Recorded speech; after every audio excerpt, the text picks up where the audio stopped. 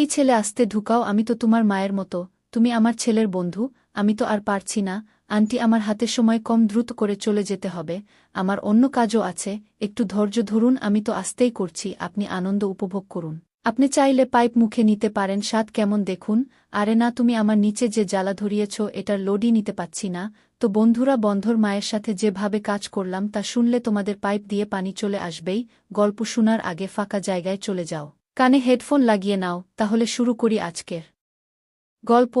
আরেকটা কথা, ভিডিও ভালো লাগলে লাইক কমেন্ট শেয়ার করে দিও, তাহলে গল্পটা স্কিপ না করে উপভোগ করো। আমার নাম নীলু।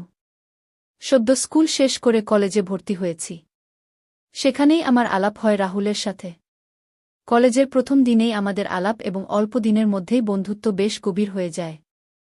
রাহুল ছিল চঞ্চল স্বভাবের, আর আমি তার বিপরীত, শান্ত প্রকৃতির। ওর মতো ছেলের সাথে বন্ধুত্ব হওয়াতে আমার সুবিধা হয়েছিল, কারণ আমি সহজে কারো সাথে মিশতে পারতাম না। অল্প সময়ে বন্ধুত্ব হওয়ায় আমি যেন হাফ ছেড়ে বাঁচলাম, না হলে হয়তো কলেজে আমাকে একা থাকতে হতো। আমাদের বন্ধুত্ব যখন 3 মাস পার হল, তখন ছিল রাহুলের জন্মদিন। রাহুল আমাকে বিকেলে ওদের বাড়ি যেতে বলল, কারণ জিজ্ঞাসা করলেও কিছু বলল না। বিকেলে তার সাথে বাড়ি গিয়ে বুঝলাম আজ তার জন্মদিন। আমরা বাড়িতে ঢুকতেই একটি মেয়ে দরজা খুলে দিল। আমি অবাক হয়ে রাহুলকে জিজ্ঞাসা করলাম, তুই তো বলিস তোরা শুধু মাছেলে থাকিস, এই মেয়েটি কে? তোর কি বোন আছে? আমার কথা শুনে মেয়েটি হেসে উঠল। রাহুল আমার কাঁধে হাত রেখে বলল, ও বন্ধু, এটা আমার বোন না, এটা আমার মা। আমার মা পৃথিবীর সেরা মা। তুই যা ভাবছিস সেটা অনেকেই ভাবে। আমরা বাইরে গেলে কেউ বিশ্বাসই করতে চায় না যে ইনি আমার মা। আমার মা এত ইয়ং দেখায় কারণ মা রোজ সকালে জিম করে। প্রতিদিন সকালে উঠে মা আগে জিম করে, তারপর সব কাজ করে। এটাই আমার মায়ের তরুণ থাকার আসল রহস্যও। মায়ের প্রশংসা শুনে রাহুলকে বলল, ওরে, তুই কি এখনই দাঁড়িয়ে গল্প করবি, নাকি বন্ধুকে নিয়ে উপরে যাবি? এটা বলার পর রাহুল আমাকে উপরে তার ঘরে নিয়ে গেল। কিছুক্ষণ পর দেখি আন্টি খাবার নিয়ে হাজির। ছিল বিরিয়ানি, মাংস, পনির, মিষ্টি আর কত কি। আন্টির হাতের রান্না সত্যিই খুব সুস্বাদু ছিল। আমিও আন্টির প্রশংসা করে পেট ভরে খেতে লাগলাম। রাহুলও আমার পাশে বসেছিল। এমন সময় তার ফোন এলো। বুঝলাম তার পাড়ার বন্ধুরা ফোন করেছে। রাহুল আমাকে বলল, তুই খেতে থাক, আমি কয়েক মিনিটে ফিরে আসছি গু। রাহুল চলে যাওয়ার পর আন্টি আমার পাশে বসে পড়লেন। তিনি আমাকে আরও বিরিয়ানি তুলে দিলেন খাওয়ার জন্য। আমি আন্টিকে বললাম, আমি এত খেয়ে পারব না। আন্টি বললেন, সব পারবে। তুমি প্রথম আমাদের বাড়িতে এসেছ, ভালো করে আপ্যায়ন না করে ছাড়ব না গে। আমি লক্ষ্য করলাম আন্টি আমার দিকে তাকিয়ে মাঝে মাঝে মুচকি হাসছেন। খাওয়া শেষ করে আমি আন্টিকে ঘর গোছাতে সাহায্য করছিলাম। এবার দেখলাম আন্টি আমার খুব প্রশংসা করতে শুরু করলেন। তিনি বললেন, রাহুলের মুখে তোমার অনেক কথা শুনতাম। আজ তোমাকে দেখলাম, তুমি খুব ভালো আর নরম স্বভাবের ছেলে। তোমার মতো একটা ছেলের বন্ধু হতে পেরে রাহুল অনেক ভাগ্যবান। তুমি রাহুলের সাথে বন্ধুত্ব রেখো, ও তোমার সাথে থাকলে জীবনে অনেক ভালো করবে গু। এইসব শুনে আমি হেসে ফেললাম। তারপর আন্টি আমার ফ্যামিলির কথা জিজ্ঞাসা করলেন, আমি কোথায় থাকি, কে কে আছে বাড়িতে, এইসব। ঠিক এমন সময় রাহুল চলে এলো। এসে বলল, বুঝলি নীলু, মা তোকে খুব পছন্দ করে। মা আমার কোনো বন্ধুর সাথেই এত কথা তো দূরের কথা, বাড়িতেও আসতে দেয় না। রাহুল এইসব বলার মধ্যেই আমি সময় দেখলাম। আর রাহুলকে বললাম, কি ভাই, এবার চল, আমাকে আমার মেসে ছেড়ে দেগি। এই বলে আন্টি আমাকে বিদায় আলিঙ্গন করলেন এবং আবার আসতে বললেন। কেমন যেন একটা আলাদা আভাস ছিল সেই আলিঙ্গনে, যা আমি বুঝতে পারছিলাম না। পরের দিন কলেজে এসে রাহুল বলল, নীলু, মা তোর প্রশংসায় পঞ্চমুখ। আমাকে সারাক্ষণ তোর দেখে শিখতে বলে। আমি বললাম, তুইও আমার সাথে থাকতে থাকতে আমার মতো হয়ে যাবি। দিন দিন আমাদের বন্ধুত্ব আরও দারুণ হচ্ছিল। একদিন রাহুল আমাকে বলল, কি ভাই নীলু, আমাকে একটা হেল্প করবি? মাকে নিয়ে একটু মার্কেটে যাবি। মায়ের কিছু কেনার আছে, কিন্তু আমি যেতে পারব না। কারণ কলেজে আমার একজন নতুন বান্ধবী হয়েছে, আমি তাকে নিয়ে ডেটে যাব। বন্ধুত্বের খাতিরে আমি এই কথাটা ফেলতে পারলাম না।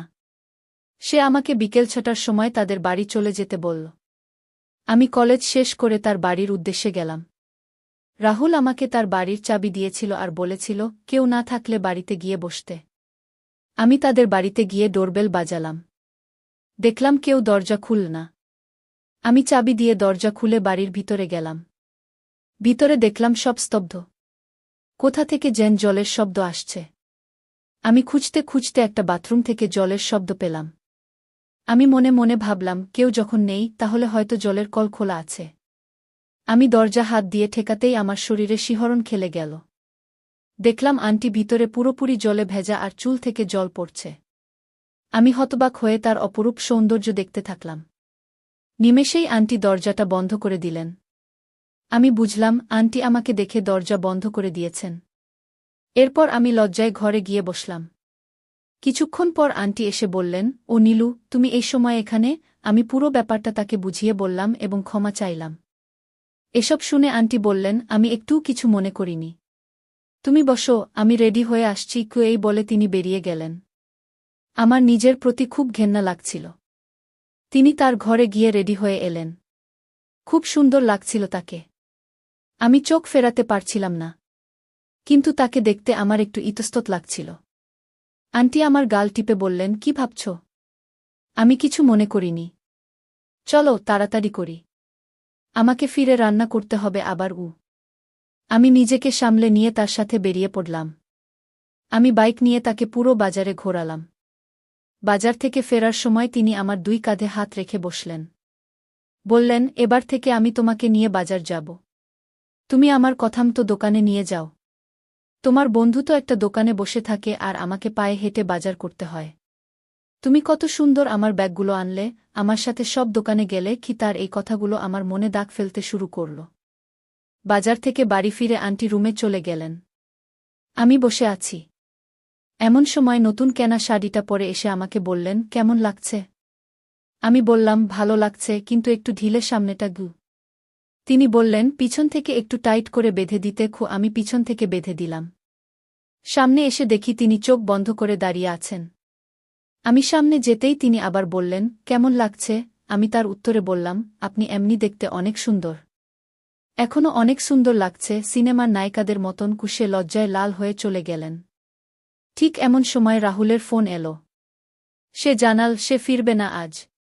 কিন্তু মাকে একা বাড়িতে রাখবে না। তাই সে আমাকে থাকতে বলল। এদিকে আন্টি ঘর থেকে বেরিয়ে এসে বললেন, রাহুলের কি খবর গো? আমি মিথ্যা বললাম যে রাহুলের স্যার কাজ দিয়েছেন, সে আজ রাতে আসতে পারবে না। আসলে সত্যি যদি বলতাম যে রাহুল কোনো মেয়ের সাথে রাতে থাকবে, তাহলে আন্টি ওকে এখন ফোন করে ডিস্টার্ব করত। আর বন্ধুত্বের খাতিরে তো একটি মিথ্যা চলেই। আন্টি আমাকে বললেন, তুমি আমার সাথে থাকো। আমি একা থাকতে পারি না। তখনও আমি জানতাম না আজ রাতে আমার সাথে কি হতে চলেছে। রাতে খাওয়া শেষ করে আন্টি আমাকে তার ঘরে ডাকলেন। আমাদের দুজনে কথা বলতে থাকলাম। আমি বললাম, আগে গ্রামে আমি মা বাবার সাথে থাকতাম। বাবা চাষ করেন। তিনি চাষবাস করেই আমাকে লেখাপড়া শিখিয়েছেন। তাই আমি শহরে এসেছি একটা পড়াশোনা শিখে ভালো করে চাকরি পেতে। এটা শোনার পর আন্টি আমার মুখ চেপে ধরলেন আর বললেন, তুমি কখনো ভাববে না তুমি একা। আমি তোমার সাথে আছি। আমার মনে কেমন একটা সন্দেহ হয়েছিল। আমি কথা কাটাতে বললাম, আমাকে একটা শোয়ার জন্য পোশাক দিতে। আন্টি আমাকে বললেন, রাহুলের ঘরে আছে। আমি রাহুলের ঘরে চলে গেলাম। পোশাক চেঞ্জ করছি। হঠাৎ করে দরজা খুলে আন্টি ঢুকে পড়ে আমাকে স্পর্শ করলেন। আমি ভয় পেয়ে গেলাম। তাকে ধাক্কা দিয়ে দূরে সরিয়ে দিলাম। আন্টি বুঝতে পারলেন যে ব্যাপারটা একটু বেশি বাড়াবাড়ি হয়েছে। সে চলে গেলেন। আমি ঘুম থেকে উঠে পরের দিন রাহুলের সাথে কলেজে চলে গেলাম। কিছুদিন কেটে গেল। একদিন আমার মেস বাড়িতে শর্ট সার্কিটের জন্য বিদ্যুৎ চলে গেল। জানতে পারলাম এখন বিদ্যুৎ 2 দিন পরে আসবে। কিন্তু 2 দিন পর কলেজের এক্সাম ছিল, তাই পড়তেও হবে। রাহুলকে জানাতে সে চলে এলো আমাকে নিতে। তার বাড়িতে থেকে পড়ব কিছুদিনের জন্য। আমি সব বইগুলো নিয়ে চলে গেলাম। গিয়ে দেখলাম আন্টি আমাকে দেখে হাসলেন, কথা বলে চলে গেলেন আবার রাহুলের ঘর থেকে। কিছুক্ষণ পর রাহুলের ফোন এল। সে চলে গেল। বলল সে ফিরবে না, কারণ কলেজে সেই মেয়েটা ফোন করেছে। আন্টিকে সেটা জানাতে না, হঠাৎ করে আন্টি তার ঘরে আমাকে ডাকলেন। আমি আমার বন্ধুর ঘর থেকে আন্টির ঘরে গিয়ে অবাক হয়ে গেলাম। কারণ সেই সময় তার আচরণটা একটু অন্যরকম ছিল। তিনি আমাকে তার কাছে যেতে বললেন। আমি কাছে যেতেই আমাকে বললেন, এখন তো তোর বন্ধু নেই। তোর বন্ধু এখন তার প্রেমিকার সাথে দেখা করতে। আমরা দুজন আছি, কি করে সময় কাটানো যায়? তার কথা শুনে আমি অনেক অবাক হলাম। তার কথা শুনে আমার মনে নানা প্রশ্ন ঘুরতে শুরু করল। আন্টি নিজেই আমাকে প্রস্তাব দিচ্ছিলেন। আমি নিজে থেকে কিভাবে না বলতে পারি? তাই আমি আন্টির পাশে গিয়ে বসলাম। এবার আন্টি দেখলাম উন্মুক্ত হয়ে গেলেন। আমাকে কাছে টেনে নিলেন। এবার আমিও আন্টিকে সঙ্গ দিতে শুরু করে দিলাম। আজকে এখানেই বিদায় নিচ্ছি, বাই বাই।